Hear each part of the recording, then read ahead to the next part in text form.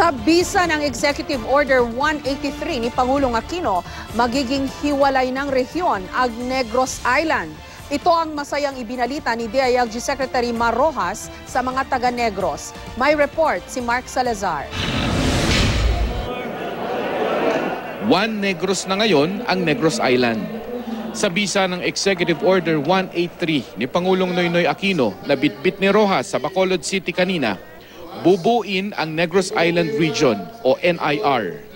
Dekada-dekada nang hinihingi ito ng mga Negrense, kaya bilang pasasalamat, ang Iloilo may Senate President Frank Drilon.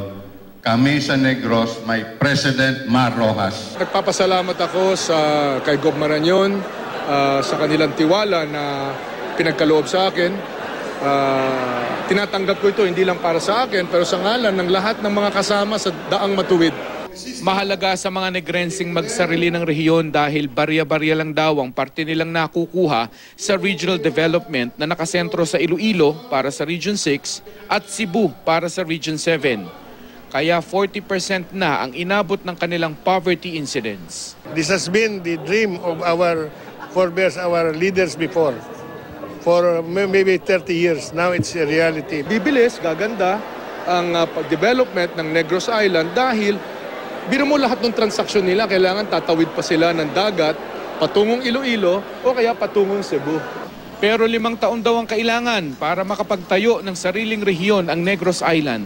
Kailangan ng bagong rehiyon ng pera para magsimula. Halimbawa, ang pagkakaroon ng sariling regional police headquarters ay hindi ganun kadali. Magkakaroon ng a different RD for the Negros Island region plus yung complete staffing or manning pattern ng regional headquarters. 3.5 million ang populasyon ng Negros Occidental at kung matutupad ang pinapangakong kaunlaran ng bagong Negros Island region, mararamdaman daw ang pasasalamat nila sa 2016. Mark Salazar, GMA News.